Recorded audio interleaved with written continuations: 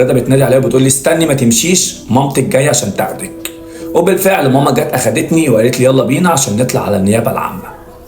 على طول كده هي ما كانتش فاهمه ايه اللي بيحصل، ولكن كشف الطبي عليها اكد ان هي عندها كسر في الجمجمه، وان هي المشكله لحد وقتنا هذا بتعاني يعني في المشي، لانها برضو عندها مشاكل في جسمها. بتقول حتى عضوني من رجلي، معرفش ايه السبب، سرقوني، ضربوني، وكمان اغتصبوني، يعملوا لها فض في غشاء البقاع.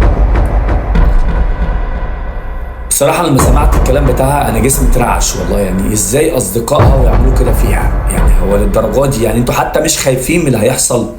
يعني عملوا كده فيها وضربوها ورموها على الطريق، وللقاها ربنا يبارك له هو اللي وداها المستشفى.